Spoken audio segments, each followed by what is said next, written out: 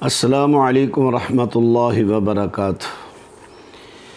نحمدہ ونصلی علی رسولہ الکریم، اما بعد فاعوذ باللہ السمیع العلیم من الشیطان الرجیم۔ بسم اللہ الرحمن الرحیم۔ انا اعطیناک الکوثر فصل لربک وانحر۔ اے میرے پیغمبر صلی اللہ علیہ وسلم، ہم نے آپ کو کثیر نعمتوں سے نواز دیا۔ اس کے شکرانے میں آپ اپنے رب کے لیے نماز پڑھیں اور قربانی کریں۔ اس سورہ مبارکہ میں رب العالمین نے قربانی کا حکم صادر فرمایا۔ قربانی آج سے نہیں بلکہ قرآن پاک نے سورہ حج میں بیان فرمایا، وَلِكُلِّ أُمَّةٍ جَعَلْنَا مَنْسَكًا۔ قربانی ہم نے ہر امت میں قربانی کا طریقہ رائج کیا۔ آدم علیہ السلام سے لے کر آخری امت تک سب امتوں میں قرآن پاک نے کہا قربانی رہی۔ اور قربانی یہ تو تاریخ کی بات تھی نا کہ کب سے ہے۔ کچھ لوگوں کو غلطی لگتی ہے، وہ جو ایک ابو داؤد کی ضعیف روایت آتی ہے نا، سنت ابیکم ابراہیم، کچھ لوگوں کو یہاں سے غلط فہمی ہوتی ہے کہ شاید قربانی حضرت ابراہیم علیہ السلام سے جاری ہوئی، اس سے پہلے نہیں تھی۔ ایک تو وہ روایت ضعیف ہے، دوسری بات قرآن پاک نے تاریخ بیان کر دی کہ ہر امت میں قربانی کا طریقہ رائج رہا۔ آدم علیہ السلام کے دو بیٹوں کا تذکرہ ہے سورہ مائدہ میں، وَاتْلُ عَلَيْهِمْ نَبَأَ ابْنَيْ آدَمَ بِالْحَقِّ إِذْ قَرَّبَا قُرْبَانًا۔ آدم علیہ السلام کے دو بیٹوں نے جب قربانی کی، ایک کی قربانی اللہ نے قبول فرمائی، ایک کی نہ فرمائی۔ یہاں پر بھی کچھ من گھڑت باتیں ہیں کہ وہ ایک لڑکی کا جھگڑا تھا جو قانوناً حابیل کے عقد میں آنی تھی۔ قابیل چاہتا تھا یہ لڑکی خوبصورت ہے، اس سے میں شادی کروں گا، تو آدم علیہ السلام نے کہا آپ قربانی کریں، جس کی قربانی منظور ہوئی اسی سے نکاح کر دیے۔ من گھڑت باتیں ہیں، یہ صحیح اسناد سے قرآن حدیث سے یہ چیزیں ثابت نہیں۔ وہ قربانی کون سی تھی؟ قرآن ظاہر کر، قرآن فرما رہا ہے وَلِكُلِّ أُمَّةٍ جَعَلْنَا مَنْسَكًا۔ وہ قربانی وہی تھی جو اللہ نے ہر امت میں رائج کی۔ بس بات اتنی ہے کہ ایک نے دل کے خلوص سے، شریعت کی پابندی سے قربانی کی، اللہ نے قبول فرمائی، اور اس کی عزت تمام معاشرے میں اللہ نے بڑھا دی کیونکہ اخلاص تھا۔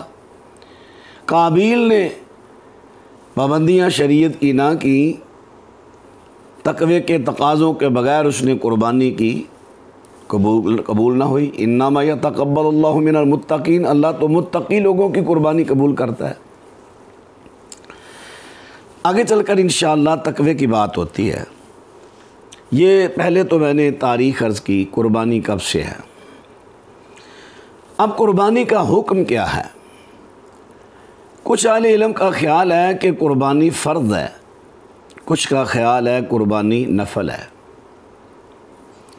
لیکن جو اس کے دلائل ملتے ہیں نا، اس سے محسوس ہوتا ہے کہ قربانی واجب ہے یا واجب کے قریب قریب ہے۔ جیسا کہ قرآن پاک میں حکم آ گیا وَانْحَرْ، یہ حکم ہے، امر کا صیغہ ہے، قربانی کیجئے۔ دوسری حدیث اللہ کے نبی صلی اللہ علیہ وسلم کی آئی، من وجد ساعۃ فلم یضحِ فلا یقربن مصلانا، یہ مسند احمد جلد نمبر 3 صفحہ 321 اور مستدرک حاکم جلد نمبر 4 صفحہ 231 اور سنن ابن ماجہ میں روایت ہے، اپنے شواہد کے ساتھ یہ روایت صحیح ہے۔ رسول کریم فرماتے ہیں جو آدمی قربانی کی طاقت رکھے اور قربانی نہیں دیتا وہ ہماری عیدگاہ میں نہ آئے۔ اب اگر یہ نفل ہوتی تو نفل پر آپ حضرت علیہ السلام اتنی سختی نہ کرتے۔ آپ نے کہا جس کو قربانی کی طاقت ہے وہ قربانی نہیں کرتا تو وہ ہمارے عیدگاہ کے قریب نہ آئے۔ اسے ثابت ہوا قربانی واجب یا واجب کے قریب قریب ہے۔ حضرت ابو بردہ بن نبی نیار رضی اللہ تعالیٰ عنہ، ابو بردہ بن نیار نے قربانی کا جانور ذبح کیا نماز عید پڑھنے سے پہلے۔ مسئلے کا شاید علم نہ تھا ان کو، بعد میں وضاحت ہوئی۔ حضرت کو خبر ہوئی تو آپ نے خطبہ عید الاضحیٰ میں وضاحت فرمائی جس نے عید کی نماز سے پہلے قربانی کا جانور ذبح کیا اس کی قربانی نہیں۔ من ذبح قبل الصلاۃ فلیعد، صحیح بخاری کی روایت ہے۔ جس نے نماز سے پہلے ذبح کیا جانور وہ فلیعد، وہ دوبارہ قربانی کرے، کیونکہ دوسری روایت میں کہ کیونکہ اس میں قربانی نہیں۔ اب فلیعد نفل پر کہنے کی کیا ضرورت تھی؟ اس سے معلوم ہوتا ہے کہ قربانی واجب یا واجب کے قریب قریب ضرور ہے۔ اب دیکھتے ہیں، یہ تو تھا اس کا حکم کہ نبی صلی اللہ علیہ وسلم بھی ہر سال اور صحابہ کرام کرتے رہے۔ پھر آپ کی ایک حدیث ہے، یا ایھا الناس ان علی کل اہل بیت فی کل عام اضحیہ، اے لوگو ہر گھر پر ایک سال بعد قربانی ہے، ہر گھر پر قربانی ہے، جو اس کی طاقت رکھے وہ قربانی کرے۔ حضرت ابو ایوب رضی اللہ تعالیٰ عنہ فرماتے ہیں، اب یہ حکم تو میں نے عرض کر دیا، اب میں یہ عرض کرنے لگا ہوں ہر فرد کی طرف سے قربانی نہیں بلکہ گھر کے سربراہ کی قربانی پورے گھر کی طرف سے ہوتی ہے۔ ابو ایوب رضی اللہ تعالیٰ عنہ فرماتے ہیں، کان الرجل یضحی بالشاہ عنہ وعن اہل بیتہ فیاکلون ویطعمون، یہ سنن ترمذی اور مسند احمد کی یہ روایت ہے، سند اس کی ٹھیک ہے۔ فرماتے ہیں کہ آدمی اپنی طرف سے اور اپنے گھر والوں کی طرف سے ایک قربانی کرتا۔ اب یہاں تھوڑا سا غور یہ کرنا ہے، بعض دفعہ ایسا ہوتا ہے 4 بھائی ہیں، 5 بھائی ہیں، 6 بھائی ہیں، وہ سارے جوان ہیں، شادی شدہ ہیں، اگر تو وہ سارے اکٹھے ہیں گھر میں، باہر کاروبار بھی اگرچہ الگ الگ کرتے ہیں لیکن ان کی کمائی ایک جگہ، ان کا باپ ہے اس کے بعد جمع ہوتی ہے، والدہ ہے اس کے بعد جمع ہوتی ہے، یا انہوں نے ایک بھائی کو سربراہ بنایا، اب وہ کمائی اکٹھے کھاتے ہیں، الگ الگ نہیں، وہ تو ایک گھر ہے، اس پر ایک قربانی ہے، وہ سب کی طرف سے ہو جائے گی، سربراہ قربانی دے گا، سب کی طرف سے ہو جائے گی۔ اگر باہر ان کا کاروبار کٹھا ہے یا الگ ہے، کٹھا بھی ہے لیکن گھر میں ان کا الگ الگ انتظام ہے، کھانا الگ پکتا ہے، حساب کتاب الگ الگ ہے، وہ الگ الگ گھر شمار ہوگا اور ان پر قربانی بھی الگ الگ ہوگی۔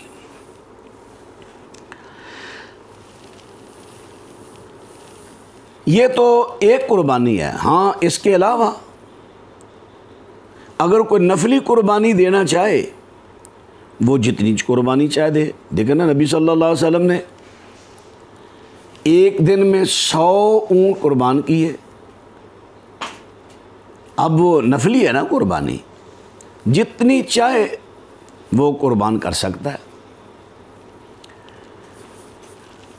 اب یہ تو تھا، پہلے میں نے تاریخ عرض کی، پھر قربانی کا حکم عرض کیا، پھر قربانی کی وضاحت کی کہ گھر کے سربراہ کی قربانی پورے گھر کی طرف سے قربانی ہوتی ہے۔ اب بات آئے گی جو قرآن حکیم نے بیان فرمایا ہے، لَن يَنَالَ اللَّهَ لُحُومُهَا وَلَا دِمَاؤُهَا وَلَكِن يَنَالُهُ التَّقْوَىٰ مِنكُمْ۔ اللہ کو تمہارے جانوروں کے گوشت کی ضرورت نہیں، خون کی ضرورت نہیں، بلکہ اللہ کو ضرورت ہے تمہارے دل کے تقویٰ کی، خلوص کی۔ تقویٰ کہتے ہیں پرہیز کو، بچنے کو۔ ایک آدمی ڈاکٹر صاحب سے دوائی لینے جاتا ہے، بیمار ہے، ڈاکٹر صاحب، حکیم صاحب اسے دوائی دیتے ہیں اور ساتھ کہتے ہیں کہ محترم آپ نے فلاں چیز نہیں کھانی، فلاں چیز نہیں کھانی، فلاں چیز نہیں کھانی۔ اب دوائی کا اثر اس شخص کو، اس بیمار کو، اس مریض کو ہوگا جو پرہیز کرے گا، جو ڈاکٹر نے چیزیں منع کی ہیں، جو ممنوعات سے بچے گا، اس پر دوائی کا اثر ہوگا۔ جو بد پرہیزی کرے گا اس پر دوائی کا اثر نہیں ہوگا۔ قربانی پرہیزوں کا نام ہے۔ قربانی اس کی قبول ہوگی جو شریعت کے بتائے ہوئے پرہیز کرے گا، شریعت کی بتائی ہوئی پابندیاں کرے گا۔ آئیے ان پابندیوں کی طرف چلے۔ حضرت ام سلمہ رضی اللہ تعالیٰ عنہ فرماتی ہیں، نبی کریم صلی اللہ علیہ وسلم نے فرمایا، من کان لہ ذبح یذبحہ فاذا احل ہلال ذی الحجہ فلا یاخذن من شعرہ ولا من اظفارہ شیئا حتی یضحی،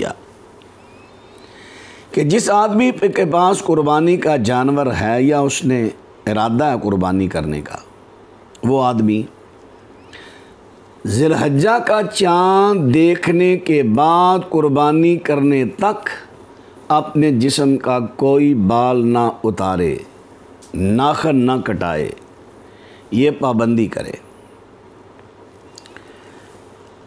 اب یہاں پر تھوڑا سا مسئلہ قابل غور، سوال پیدا ہوتا ہے، کیا یہ حجامت کی پابندی گھر کا سربراہ کرے گا یا کہ گھر والے سارے کریں گے؟ تو یہاں پر ہم ایک دوسری حدیث پہ غور کرتے ہیں جو سنن نبی داود میں اور سنن نسائی میں، مسند احمد میں، مستدرک حاکم میں ہے۔ نبی کریم صلی اللہ علیہ وسلم نے قربانی کا ثواب، اجر، ثواب، رغبت لوگوں کو جب دلائی تو ایک شخص کھڑا ہوا، یا رسول اللہ میرے پاس دودھ دینے والی ایک اونٹنی ہے یا بکری ہے، اس نے بکری یا اونٹنی کا لفظ بولا، کیا میں اسے ذبح کر دوں؟ آپ نے فرمایا وہ تو تمہارے گھر کی ضرورت ہے، وہ گھر والوں کے لیے ہے، دودھ کا جانور ہے۔ یعنی صحابی کے کہنے کا مقصد یہ تھا، اللہ کے رسول آپ نے اتنا قربانی کا اجر و ثواب بیان کیا، کیا میں وہ دودھ والا جانور پھر قربان کر دوں؟ آپ نے فرمایا نہیں، آپ ایسا کر لیں، وَلَكِنْ تَأْخُذُ مِنْ شَعْرِكَ وَأَظْفَارِكَ وَتَقُصُّ شَارِبَكَ وَتَحْلِقُ آنَتَكَ فَتِلْكَ تَمَامُ أُضْحِيَّةَ عِنْدَ اللَّهِ۔ یہ روایت حسن درجے کی ہے۔ آپ نے فرمایا تو ایسا کر، وہ جانور نہ دے، بلکہ ایسا کر کہ اپنے بال اتار، اپنے بال کٹا، اپنی بغلیں زیر ناف بال، اور اسی طرح اپنے ناخن اتار۔ یہ تیرا عمل اللہ کے ہاں مکمل قربانی کا درجہ رکھے گا، ثواب رکھے گا۔ اس حدیث سے معلوم ہوا کہ گھر والوں میں باشعور لوگ جو بھی چاہتے ہیں کہ ہمیں قربانی کا ثواب ملے، اگرچہ سربراہ کو ضروری ہے کہ وہ پابندی کرے، لیکن سربراہ کے علاوہ بھی جو ثواب لینا چاہتے ہیں وہ اس کی پابندی کریں، حجامت وغیرہ کی، چاند دیکھنے کے بعد بال نہ کٹائیں، حتیٰ یضحیہ۔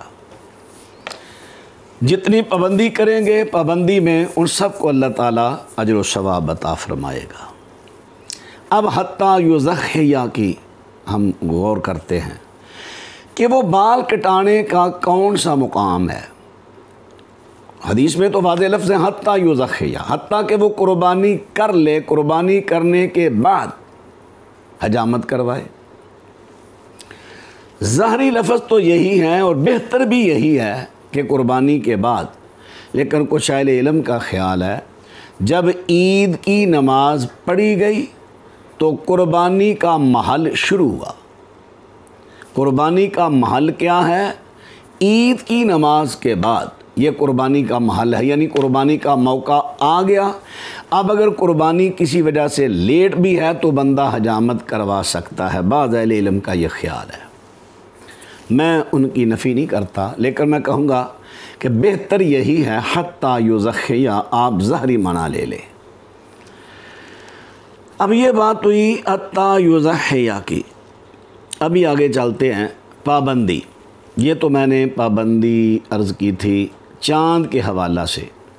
اس کے بعد انشاءاللہ جو ابھی کلپ 2 آئے گا اس میں جانور کے حوالہ سے پابندیاں بیان کریں گے، تقوی بیان کریں گے کہ جانور کو خریدنا ہے یا گھر کا ہے، اس کے بارے میں آپ نے کون کون سی پابندیاں کرنی ہے، کن کن چیزوں سے بچنا ہے۔ اللہ تعالی ہمیں سمجھنے کی توفیق عطا